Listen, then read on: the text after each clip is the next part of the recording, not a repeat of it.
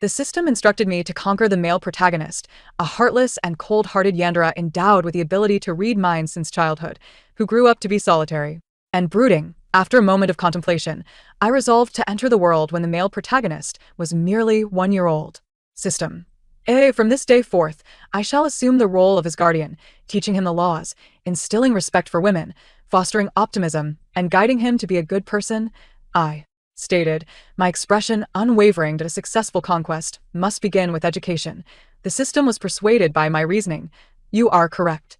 Thus, on that snowy day, I cradled the 1-year-old male protagonist, Ing Huanxue, who had been abandoned at the hospital. 6 years later, within the confines of the welfare institution I operated, he asked me in a sweet, childish voice, "Director, what does conquer mean?" I gently ruffled his hair, replying, "It means I want you to feel the warmth and love of this world." AT7, Ing Huanxue's eyes sparkled with delight as he twirled in joy, exclaiming, "I love you too, Director." Surrounding him were his future subordinates, collaborators, rivals, and the embodiment of his dreams, all clamoring, "I love the Director most." System. The male protagonist's affection level is maxed out. Mission accomplished for the host. Is it truly possible to achieve this? One that after succumbing to a work-related death, I was compelled to bind myself to a system and undertake a conquest mission. The system transmitted to me the original content, and as I gazed upon the image of a serene yet indifferent youth, I fell into deep thought. He was being trampled upon, battered and bruised, his eyes filled with a lifeless gray, detached from the world around him. The system stated matter-of-factly, "Upon your arrival in this world, you may take him home, but at this moment, he is working outside, enduring relentless bullying which may lead him to distrust you. Thus, you must win him over with love. Furthermore, he has a childhood sweetheart, his white moonlight. According to the analysis, misunderstandings will arise upon their reunion." I interrupted, "How old is he?" "He appears to be merely a teenager." IT hesitated. "This is a photo of him at 14. "Then why is he working outside?" I frowned. "At this age, he should be studying." System. He lacks funds and has dropped out. Compulsory education lasts 9 years. The welfare institution should cover his tuition fees. I pointed out, the institution he entered is clearly not legitimate. The system seemed bewildered. Is that so?" "It appears that the system in this region is also inadequate." I mused for a moment. "Send me into this world. I have devised a plan." The system perked up. "So, which time point will you choose? Is it when he is 14 and being insulted by a customer, or when he is 18 and unconscious in an alley, or perhaps at 23? I replied, "Of course, it is when he is 1 year old." System. When Ing Huanxue was born, he was frail and sickly. His father was unknown, and his mother perished during childbirth.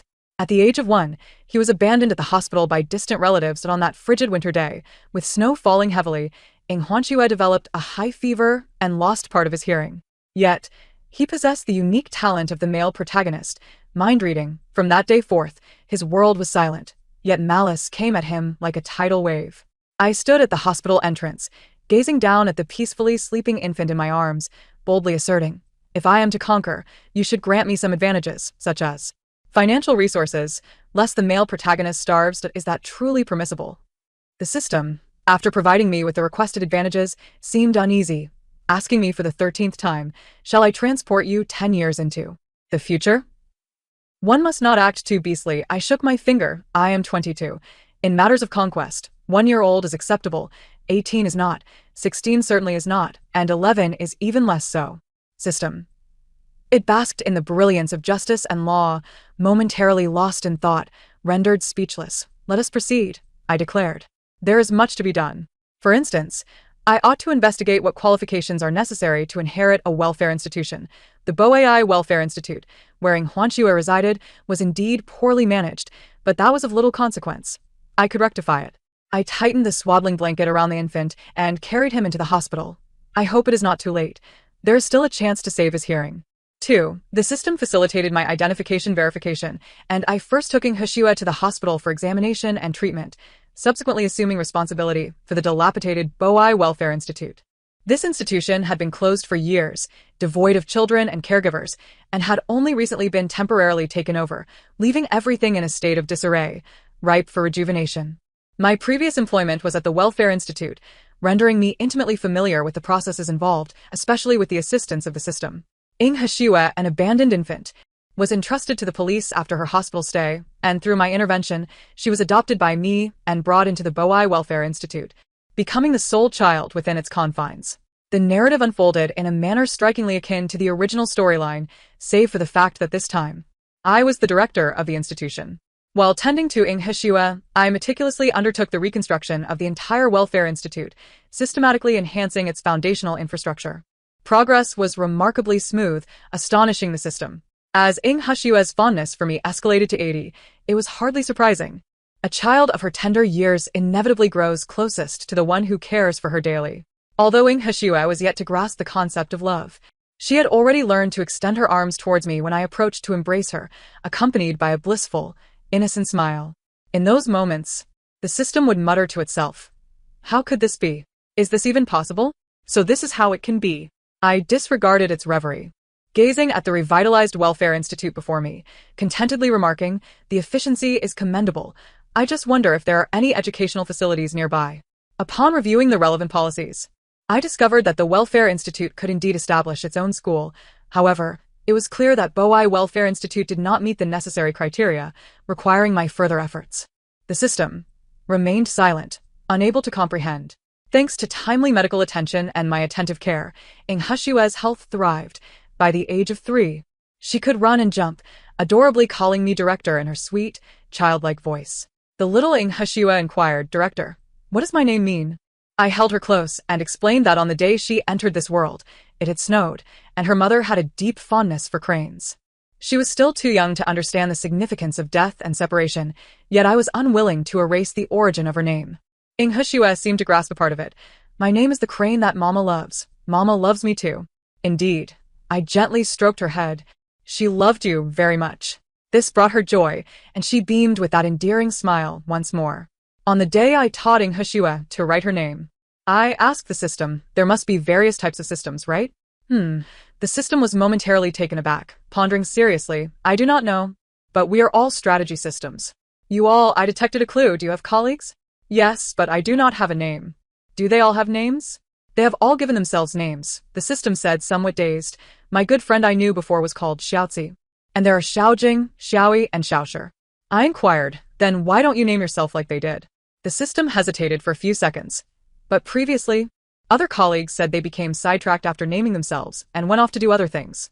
You can also engage in other pursuits, such as helping me manage this Welfare Institute," I suggested, "but I am simultaneously strategizing, so this does not count as being sidetracked." "Is that so?" The system seemed to become excited. "Can I also give myself a name?" "Yes," I replied softly. "What would you like to be called?" "Then I will accompany you in running the Welfare Institute," it declared. "I would like to be called Xiaofu." I considered it for a moment. Xiaofu? That sounds lovely. It fell silent for a while, but I surmised it was likely sharing its joy with its friends. 3. On the day the Welfare Institute officially reopened, I welcomed the new children alongside Ing Hishua. I reviewed the data and, perhaps due to the gravitational pull of the storyline, Ing Hishua's childhood friend, and later her first love, Anran, also arrived. Her parents had tragically perished in a car accident, leading to her placement in the Welfare Institute, from which she was adopted by foster parents who later emigrated abroad when she turned 8. The narrative did not delve deeply into this aspect, but Anran's transition from a sweet, charming girl to the archetypal malicious female antagonist undoubtedly stemmed from an unpleasant experience abroad. Upon careful discernment, I discovered that her foster parents had not met the adoption requirements at all, revealing a flaw in the Welfare Institute's regulations. Observing the timid expression on the little girl's face, I knelt down and gently patted her head. "Ran, dear, this will be your home from now on." She looked at me with innocent bewilderment, perhaps due to my patient gaze. The most sensitive of children sense no malice.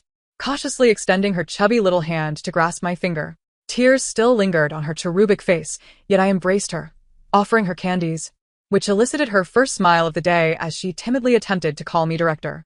Meanwhile, Ing Hishua wore a serious expression, nervously guiding the new children on a tour of the Welfare Institute. This was a solemn task I had assigned to him, and he bore it with a sense of responsibility, exuding the demeanor of a senior as he navigated among the newcomers. I watched as he consoled one child who was crying, offered candies to another, and even raised his little fist in determination, vowing that this would undoubtedly be the best Welfare Institute, which brought a smile to my face. In the afternoon, I led the children for their nap. Hsiue appeared quite excited and could hardly sleep. He even whispered to me, "Director, the new child I like the most is Lu Heng. He is so cool." I replied, "Oh, really?" The name Lu Heng sounded somewhat familiar, as I observed the little boy named Lu Heng and the birthmark on his face. It dawned on me, was this not Hsiue's future nemesis, the notorious gangster Lu Heng? It seemed I needed to prioritize legal education. Presently, Lu Heng appeared timid, keeping his head down and speaking little. He had been abandoned by his parents due to his significant birthmark and presumed low intelligence. Abandonment is indeed a crime. Noticing the sorrowful expression on Lu Heng's face, I brought Hsiue over. He must have sensed my thoughts, revealing a tearful countenance as he mumbled, "Director, does Lu Heng's mommy and daddy not want him anymore?" Hsiue, who possessed an innate ability to read minds, never concealed this matter from me. However, having made a pact, it was our secret. Therefore, I responded earnestly, "What his parents did is wrong. They should be punished." Hsiue, seemingly grasping part of it, said, "I want to be friends with him." "Then, why not take him to the garden to play?" I suggested. "Didn't you tell me before that you wanted to play on the seesaw with your friends?" Hsiue's eyes lit up, but quickly dimmed. "But it's nap time now." "No matter. This time is an exception." I stroked his head. "Hsiue, from now on we are all family with Lu Heng. I want him to be happy. Can you do that?" Hsiue beamed with enthusiasm. "I can." I opened the door to the garden and beckoned, watching as the two small figures joyfully rushed towards the sunlit seesaw. I returned to the dormitory. Sure enough, the little heads drooped down. I couldn't help but chuckle. "Can you all sleep?" There was utter silence, except for Ran, who raised her head, pointing towards the garden outside, and in her sweet voice said, "I want to play with the director." "Then let us all go play in the garden," I replied with a smile. "But it's nap time now, so this is an exception, all right?" "Okay." The previously shy and uneasy children suddenly brightened, responding in unison, like a flock of joyful little birds taking flight towards the garden. I leisurely trailed behind them, engaging in conversation with Xiaofu. "Why do they all hold you in such high regard, host? I have never seen such rapid progress in a strategy before. Do you know a story?" I pondered for a moment. There was once a demon trapped in a bottle who promised that if someone released him, he would bestow upon that person boundless power and wealth. Yet, years later, when he was finally discovered, he harbored resentment towards the fisherman who freed him, believing the fisherman had come too late. I possess this story in my database. Love operates on a similar principle, I stated calmly. At its core, strategizing is a form of exchange. One offers love to receive love in return. However, if they have never known love since childhood, what can they possibly exchange for that insincere ode of affection? Thus, if I had appeared in Hshue's life at the tender age of 15 or 16, I could never compete with Ran, who grew up alongside her. Did the host choose to enter at the age of 1 for the sake of a successful strategy? Not entirely, I replied with a smile, lifting a child who came running towards me and gently ruffling her hair. "I merely wish to convey one thing." "What is that?" "The term strategy is exceedingly broad," I explained. "There are myriad forms of love in this world, and teaching them this truth is, indeed, a form of strategizing." "Host, you are truly unlike anyone else I have encountered. And how many people have you truly met? In my eyes, you remain but a child," I said as I settled the little girl onto a swing. "Perhaps in your assessments, my past as a strategist is why you selected me." "Hey, what did you do before?" it inquired, somewhat perplexed. "But many people loved you in the past, host." "Is that so?" I paused, a soft smile gracing my lips. "I used to work in special education. I was undeniably the oddity of the Jean family, where my siblings harbored grand ambitions of taking over the family business or shining in the arts. Only I had plunged into a small county, returning after a few years of teaching to work at a special school and ultimately opening a welfare institution of my own. Most orphans are not healthy children. They often bear various physical or psychological deficiencies. Initially, when my family visited, they would be alarmed by the scars on my body. They have asked me more than once, "Jean Lingxi, have you lost your mind?" Outsiders could not fathom why, from a family of privilege, I emerged devoid of any trace of nobility. Yet, life inevitably presents one or two transformative experiences. I do not intend to judge what is noble or base, nor do I seek to validate my own extraordinariness with grandiose rhetoric. In truth, I am merely an ordinary individual among the masses who just happened to choose this path. Thus, I brushed off their doubts and mockery with a gentle smile. I, like you, am simply pursuing what I wish to do. Xiao Fu asked me, "So, what was the experience that transformed you?" Who knows, I replied. My childhood memories are quite hazy, but I believe there was such an event. In truth, I remember. I recall a charitable event at our school where we donned puffy skirts and tailored suits to deliver gifts to the neighboring special school. However, on that day, we did not encounter a single student from the special school. I overheard their teacher mention that they were locked away in the dormitory for fear of them being harmed. We placed books and clothes on their desks, snapped a few photographs, and prepared to leave. I noticed a book on one desk, a fairy tale, with a crooked line written on it. Little Xian asks, "What are the stars like?" I want to know, are they delicious? In that fairy tale, the stars in the sky were made of candy. Could little Xian not see the stars? And what of the owner of that fairy tale book? Had he never tasted candy? I gazed at my exquisite little dress, struggled to extract a piece of candy from my pocket, and quietly tucked it into the book. Before departing, I cast one last glance at the dormitory building. I spotted several dirty little children squeezed by the window, watching us. A wave of sadness washed over me. I had brought only one piece of candy and could share it with just one child. I had only allowed one little friend a taste of the stars. I endured a week of relentless activity. The arrival of a new group of children breathed life and vitality into this modest space, yet it also brought forth myriad concerns. From selecting the brand of milk for the children to recruiting new staff for the welfare institution, all these tasks demanded my direct involvement as the sole leader. Fortunately, I had the invaluable assistance of Xiao Fu, who helped monitor the children's conditions to prevent any mishaps. Otherwise, I would have needed to split myself into three, just to keep up. Our welfare institution was not large. I had already hired a cook, a cleaner, doctors, nurses, and caregivers, but the position of cultural educator was of utmost importance. I had to negotiate the terms for classes, ensuring I recruited sufficiently reliable individuals. After several rounds of interviews, I finally appointed someone who met my expectations perfectly. She was a young woman whose appearance could rival that of a star. With her short hair grazing her ears, rosy lips, and gentle demeanor, she bore a distinctive red mole at the corner of her eye. Frankly, I could sense that she came from a well-off family, as indicated by her eloquence and demeanor. She was undoubtedly a girl raised in privilege. Yet, her slightly darker complexion and the rosy glow of sun exposure from the plateau suggested otherwise. "My name is Ruochuan." Her eyes sparkled like stars. "Hello, Director Jean." I extended my hand in greeting. "Ruochuan, it's a pleasure." And Ruochuan's joining allowed me more time to focus on the schooling of these children. Welfare institutions with resources typically set up their own classrooms, while those without often arrange for day schooling. Considering the unique needs of several children, I decided to create different classes tailored to their requirements. After completing the necessary paperwork, I collaborated with Ruochuan to recruit a new batch of teachers, officially commencing the educational programs within the institution. The number of children at the welfare institution was not substantial, so I established only one class, democratically named Qingmiao by the children. Thus, the first class of the Boai Welfare Institution, the Qingmiao class, was born. I had considerable experience in this area, and Ruochuan had evidently done her homework, resulting in the smooth implementation of the curriculum. In the early stages of a child's education, the emphasis should not solely be on imparting knowledge, but rather on cultivating habits and shaping character. I initiated story time, sharing a tale with them each day. In the realm of fairy tales, the skies eventually clear, villains always fail, princesses meet princes, and even rescued little animals return to express their gratitude. Life, of course, extends beyond fairy tales.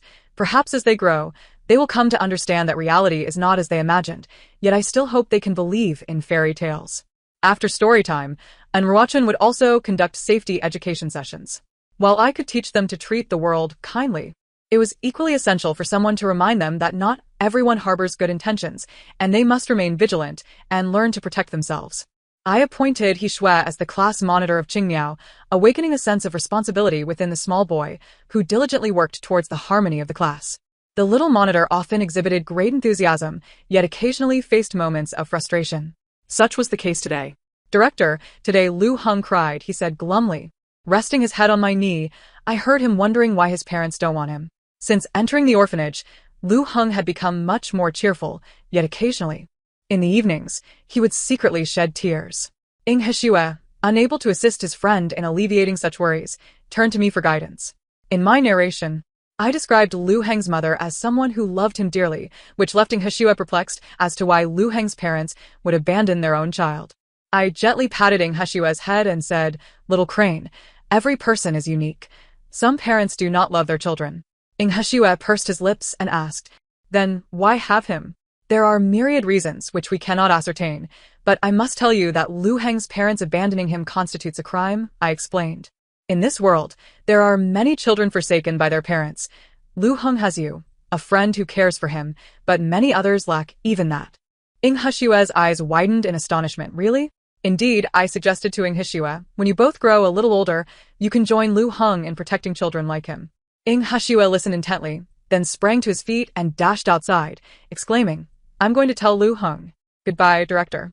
I smiled and replied, go ahead, little crane.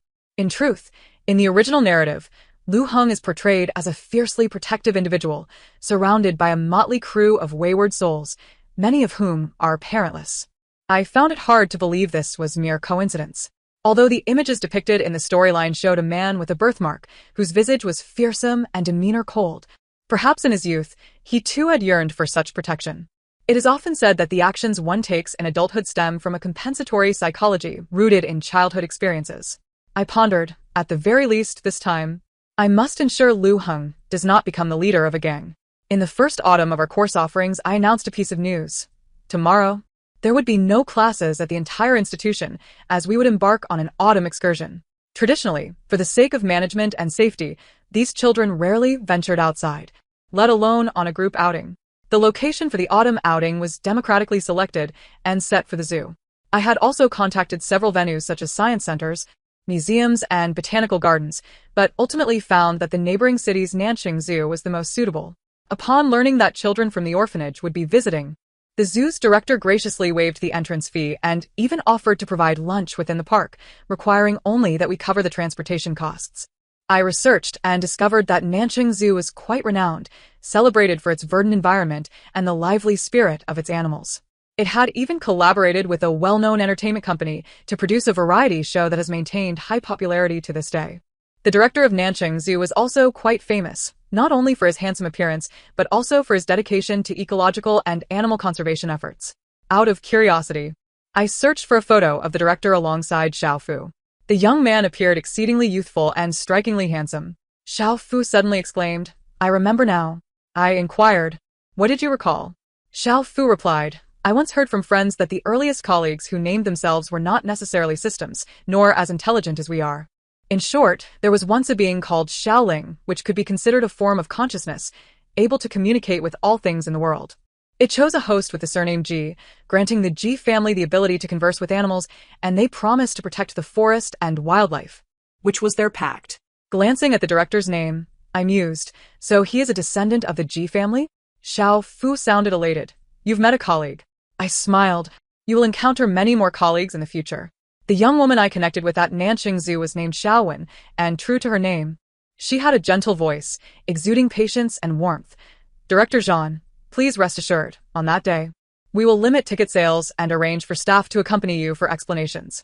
Xiao Fu interjected, she also carries the essence of Xiaoling. But wait, how is there data flow from Xiao Ci? Who was Xiao Ci? Before I could inquire further, Xiao Fu had already drifted off into its own thoughts. I surmised it had gone to connect with its friends. Nevertheless, the involvement of these delightful systems confirmed that Nanjing Zoo was indeed the best choice. I replied to Xiaowen, thank you for your assistance. Xiaowen sent a smiley face in response, you're welcome. The autumn excursion plans sparked immense excitement among every child in the orphanage, with daily discussions brimming with enthusiasm about the animals they wished to see. And Ruo Chun, concerned, repeatedly reminded them of safety precautions and meticulously designed green scarves and flags for each child. The flags would adorn their little backpacks, while the scarves, a fresh green, would be tied around the children's wrists, fashioned into bows. The scarves bore the contact information of several teachers, ensuring they would know how to return if they got lost. I divided the 20-some children into 4 groups, allowing them to choose their group leaders, who would be responsible for ensuring their teammates did not fall behind. As this was their first outing, the group leaders solemnly assured me they would keep a close watch, their expressions a mix of anticipation and anxiety. I had chartered a large bus, and amidst the children's laughter and joy, we set off at dawn. Nanjing Zoo lived up to its reputation, teeming with greenery and vibrancy. Xiaowen, a young woman with delicate features and doe-like eyes, greeted us in her work attire. Hello, Director Zhan. I am your guide for today when Weishi. Ah, And Ruo Chun suddenly whispered in my ear, "Director, I've seen her on television. She was quite famous for participating in that variety show." After greeting Xiao Wen, my curiosity prompted me to search for her videos online. The first result was particularly eye-catching. Watch the fierce woman tame a tiger with bare hands. Who? Xiao Wen? My expression faltered. The seemingly sweet and demure Xiao Wen led us into the park, then casually greeted a nearby tiger. "Fei Fei," she said to the snarling beast, "stay back. Don't frighten the children." Remarkably, the tiger appeared to comprehend her words, retreating a few steps and sitting down. Wow! After a brief moment of silence, the children erupted into cheers and screams. "Sister Xiao Wen is amazing." And Ran stepped back, eyes sparkling, and tugged at my sleeve, asking, "Director, did the big tiger just call out because it wanted to come out and play with us?" Ing Hishue, ever the action-oriented one, curiously asked Xiao Wen, "Sister Xiao Wen, what is Fei Fei saying?" Xiao Wen's expression suddenly shifted to one of awkwardness, though she maintained her smile. "It's hungry." "Oh, didn't it have breakfast?" "It did." Xiao Wen adjusted her forehead, "But it's hungry again." Ing Hishue looked puzzled. How can it be hungry again? Lu Heng chimed in with his thoughts. "It must eat a lot." After concluding our visit to the tiger enclosure, we ventured to the crane garden, monkey area, and aviary. Lunch was prepared by Nanqing Zoo, with a picnic blanket and snacks arranged beside the aquarium, right by Swan Lake. The children enjoyed their meal while watching the swans, each one filled with delight. After lunch, having cleaned up the litter, the children, still wanting more, entered the aquarium. The director has granted us permission to have an intimate encounter with the dolphins and belugas. Ing Hushue's eyes sparkled as she exclaimed, "Director, dolphins are so adorable." And Ran was equally ecstatic, declaring, "It just nudged my hand." Lu Heng stood silently to the side, gazing at the beluga swimming in the water. The whale, affectionately named Xiaobai, approached gently, its naturally upturned mouth giving it an ever-smiling demeanor. After a moment's hesitation, Lu Heng extended his hand, and Xiaobai nuzzled against it through the glass. The typically reticent boy appeared as if he had discovered the most precious treasure in the world, his mouth slightly parted. He pressed his lips together for a long while before finally allowing a smile to break through. Xiaobai circled the glass several times, tilting its head. Lu Heng mirrored its motion, and I watched the delightful interaction between boy and whale, smiling softly. "Director, this is wonderful," Ruochuan said quietly beside me. "I've never seen them so happy." "Staying at the orphanage is not the best option for them," I replied. "Once they grow a bit older, it will be time for them to go to school." "But..." Ruochuan seemed visibly concerned. "Do not fret," I reassured her. "We cannot completely shield them from the malice that can wound them, but there are always alternative solutions. Scars only ache when we care. If we remain indifferent, we become invulnerable." 6. The trip to the zoo was a resounding success. The children returned to the orphanage without needing any prompting, eagerly submitting their weekly journals. And even during art class, they all spontaneously drew the animals they had encountered at the zoo. Noticing their lingering fondness for the zoo, I decided to download a variety show featuring the Nanqing Zoo, playing an episode each weekend, which undoubtedly became the most beloved activity of the week. Sometimes, they would forego their snacks just to sit together in the activity room on weekends. As winter approached, Ruochuan and I procured new winter clothing for the children. "Director, we passed the annual review this year. New children will be coming in next year, right?" she inquired. "Moreover, next year our welfare institution would officially open for adoption." I exhaled in relief. There's no rush. We must thoroughly vet the families looking to adopt. Ruochuan nodded in agreement. The Boei Welfare Institute is modest in size. And even with new arrivals, we could only expect a maximum of 10 or so. However, that was acceptable. In a few years, once I secure additional funding, we can expand. One must eat a meal one bite at a time and tread the path step by step. "Would you like to have hot pot?" I asked as we passed a fragrant hot pot restaurant. Ruochuan paused. "But we should head back. Let us improve our meals tomorrow with some small hot pot." I winked at her. Good things are meant to be shared. Ruochuan looked at me, her expression suddenly softening, and she smiled. "Director, sometimes I feel you resemble someone I know." "Oh." "In some ways, yes, and in others, no." She clasped her hands and exhaled a puff of warm air. "When I first met you, I was momentarily taken aback." "Are you missing her?" I said. "During the new year, you can go visit her." "I do miss her a bit," Ruochuan replied, wrinkling her nose, "but I feel awkward saying such things to her." I caught a hint. "Is she a relative?" "She is my sister," she said. "Like you, she is also a teacher." I was somewhat surprised yet not entirely taken aback. In life, one encounters one or two events or individuals that can transform one's existence. The new year was approaching. On New Year's Eve, a light snow fell in Beijing. I organized the children to build snowmen and have snowball fights. Everyone was having a splendid time, except for Hsiua, who sat silently on the steps, resting his chin in his hands while gazing at the sky. I had bought them winter gear, and he removed one fluffy glove to catch the falling snowflakes. I understood what he was pondering. I told him that he was born on a snowy day, which was also when he first met his mother. Perhaps he believed that every snowfall was his mother returning to see him. However, he did not sit for long before being pulled away by Ayn Rand and Lu Heng, each grasping one of his hands. "Little he, come draw in the snow. Lu Heng and I are done. We just need you." Ayn Rand's cheeks were flushed from the cold, yet she wore an excited expression. I drew a little deer, and Lu Heng drew a little whale. "What will you draw?" Hsiua squatted down to begin his drawing. 10 minutes later, Ayn Rand looked puzzled. "What is this supposed to be? A caterpillar? It looks like a hen." Lu Heng concluded after examining it for a while. Just moments ago, Hsiua had been trying to appear aloof, but now his eyes widened in disbelief. "No way. This is a red-crowned crane. It's a crane." The children pulled me over to evaluate his work, and suppressing a laugh, I said, "Indeed, it is a crane." Hsiua retorted, "Director, you clearly think it looks like a ball of yarn with 2 chopsticks stuck in it." I replied, "Oh dear. Caught in the act. All right. I patted Hsiua's head. "How about I draw a crane for you?"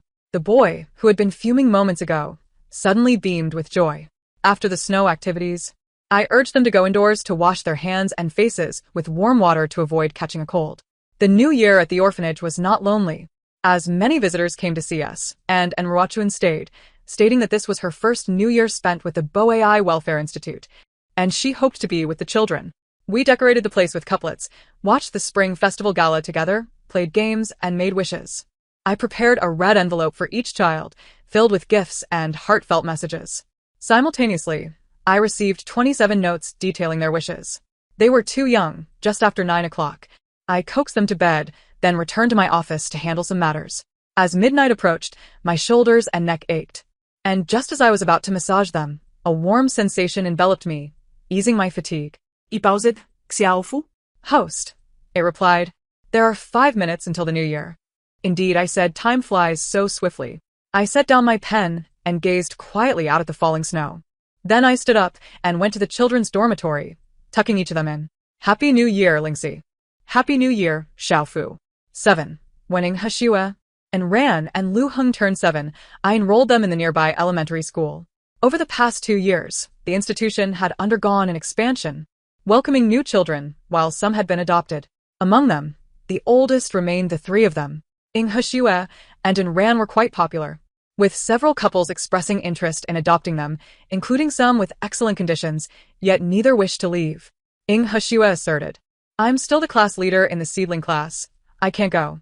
And Ran added, "If I leave, what will happen to Lu Heng and little he?" On the first day of school, as the 3 of them emerged, I keenly noticed a subtle change in Ran and Hsiua's expressions. Lu Heng, on the other hand, appeared calm and composed, greeting me with a simple, "Director."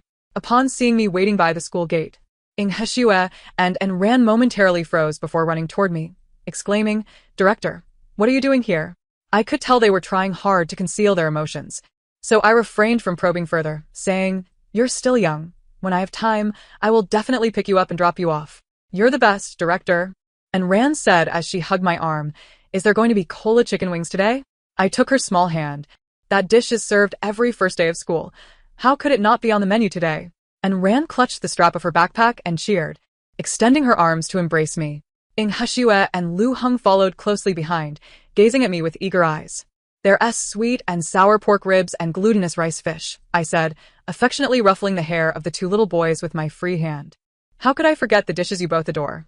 Lu Heng, momentarily subdued, smiled shyly, while Hsiua looked up at me, beaming with a radiant smile. His bright demeanor starkly contrasted with a photograph I had in my memory, causing me to pause. After a moment, I felt a sense of relief wash over me as my lips curled into a smile. Regardless of the circumstances, he was evolving for the better. That was my original intention. As evening approached and I concluded my work, I contemplated whether to inquire with Lu Heng about the events of the day. Upon exiting my office, I heard voices emanating from the backyard. It's all right. I walked towards the garden to find the three little ones sitting side by side at the edge of a slide, and Ran and Inghashua looking dejected, while Lu Heng was offering them consolation. It's all right. But they all talked about you, and Ran protested. I heard everything. No one in our courtyard is saying anything bad about you, Inghashua interjected. Everyone thinks the marks on your face are really cool. That's because Lu Heng seemed flustered. That's because what? And Ran asked. Calm down and speak slowly, Inghashua encouraged, lifting his head. Xiaohe? You told me that the director said people are all different. After a brief silence, Lu Heng cradled his small face earnestly and continued. Some mothers don't love their children, while some do. So, some kids think the marks on my face are cool, while others find them strange or scary. It's all the same. And Ran replied, I was just afraid you'd be sad, afraid you'd cry in secret. I won't tea anymore. Lu Heng shook his head. Do you remember the last winter when the director took us to paint? Uh-huh. Inghashua inquired.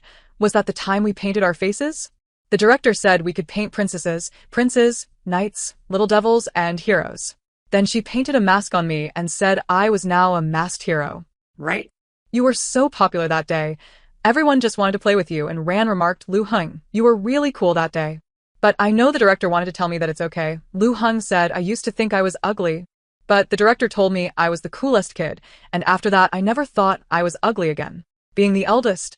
Lu Heng's words resonated within Ran and Inghashua, who listened with a sense of understanding, albeit slightly confused. So, it's okay that other kids say things about me. Lu Heng looked around, and besides, I have you guys, you'll help me reason things out. The director is my favorite person, and you guys come in a close second. Me too. I feel the same. My favorite is the director, then it's you all. I stood behind the wall, listening to their innocent chatter, momentarily lost in thought, before a smile crept onto my face. After the three children made a pact to remain friends for life, I cleared my throat softly and walked into the garden. Director? The children, caught sneaking out, quickly straightened up and lowered their heads obediently. I did not scold them. Instead, I guided them back to the dormitory. Before ushering them inside, I crouched down and patiently said, no matter what happens, you can always tell me. You may resolve things on your own, but if you cannot, the director will surely assist you. Seeing that I did not reprimand them for sneaking out to play in the garden, Inghashua's tense little face relaxed. And he responded first, okay. Lingxi, the male lead's favorability has reached its peak. Xiao Fu suddenly exclaimed with excitement. Mission accomplished. At that moment, Inghashua quietly asked, Director, what does mean? I was momentarily taken aback. I nearly forgot that Xiaohe possessed the ability to read minds. One day, he would discover why I had come to his side, and he would eventually learn that I had been tasked with a mission known as from the very beginning. But that was all right. My expression softened. It means I want you to feel the care and love of this world. What I wish to impart to you is the myriad forms of love that countless children in welfare institutions, like you, have been deprived of. I want to convey to you that spring will eventually arrive, and that you, abandoned in a corner of the world, also have the right to bask in the sunshine, rain, and gentle breeze. Birds will perch by your window to serenade you, and you will encounter your own happiness, along with a bright and radiant future. The arrival of spring carries with it tales of countless human fairy tales. Xiaohe, I hope you grow up safely and healthily. This is unrelated to my mission. But simply because, like the many children I once cared for, I see traces of stars in your eyes. This time, I no longer possess just a piece of candy. I aspire to be the one who creates the confections. One day, I hope to let you children taste the essence of the stars. Inghashua, though somewhat perplexed, still reached out to embrace me. I love the director too. I gently patted the little boy's head. It was all right, for you had already grasped the meaning of love. You understand that with the myriad forms of love in this world, you would not easily trample upon any of it. And Ran and Lu Heng also gently embraced me. I love the director too. Our voices echoed into the dormitory, and in the dark, pairs of eyes began to open. And Ruo Chun, who was about to leave, was pulled back by a little hand beside her.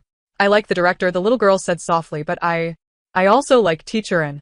I like the director and Teacher In too. I have so many people I like, including Aunt Lu who cooks for us and Grandpa Chan at the door. I also like Sister Wen, who comes to see us every month, and Sister Yu, who brought us clothes last time, and Ruo Chun, who had just lulled the children to sleep. was enveloped by a group of children and turned to look at the figure at the door, who was similarly embraced, smiling with a blend of helplessness and tenderness. After finally managing to settle the children who were chattering away with their confessions back to sleep, Anrua Chun and I closed the door to the dormitory. Outside, the moonlight was exquisite. Bright and clear, it cascaded down like rolling pearls. Another new year had arrived. Every winter in North City seemed to bring snow. I leaned against the window, watching the children frolicking in the snow.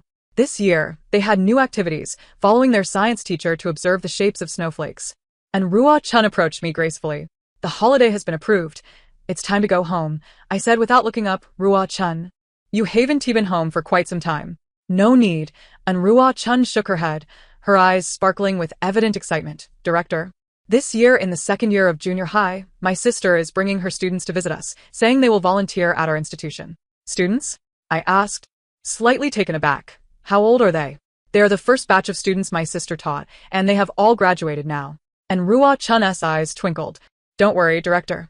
They will follow the proper procedures, and my sister is very kind."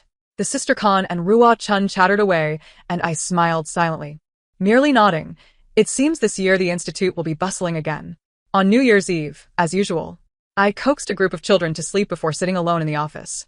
Xiao Fu silently provided me with a massage, and I casually asked, as if conversing with an old friend, "Xiao Fu, when will you leave?"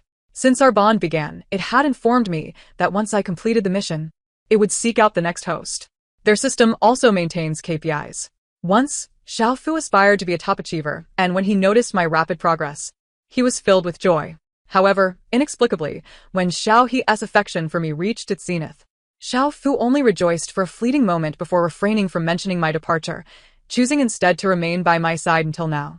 Yet this time, Xiao Fu did not respond with his usual silence or suggest, "Maybe later."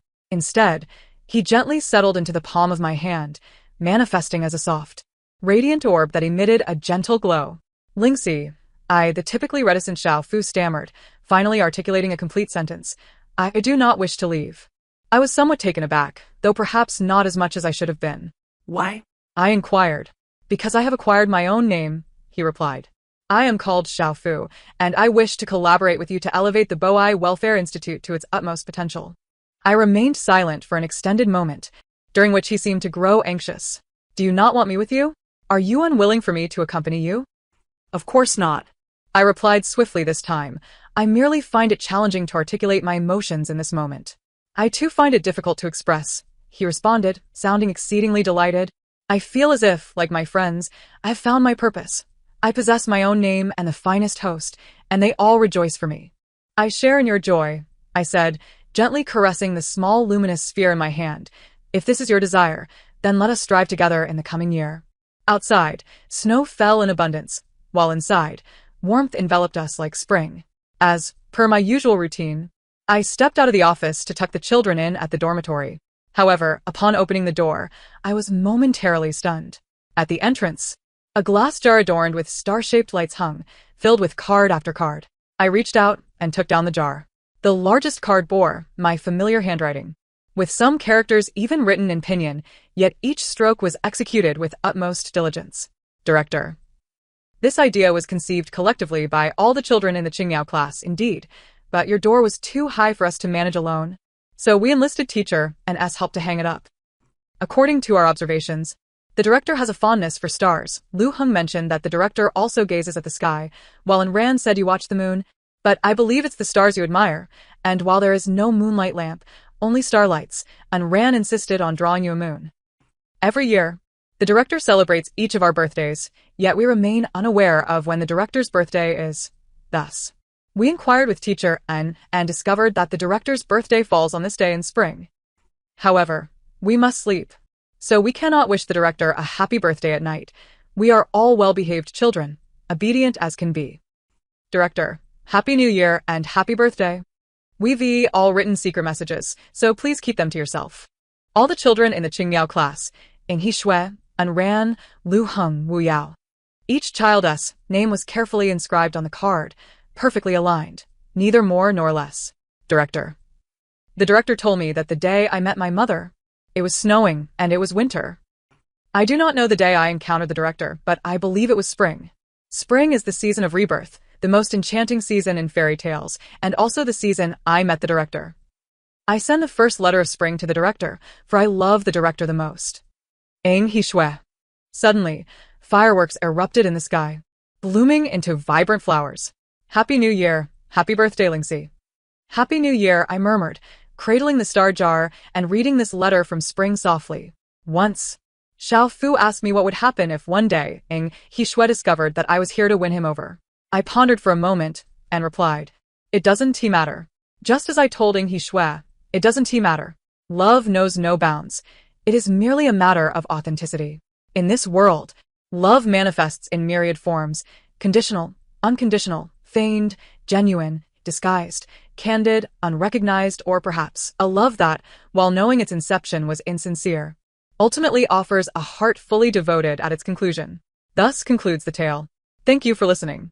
If you enjoyed it, please subscribe and give a thumbs up in support. Until we meet again in the next story.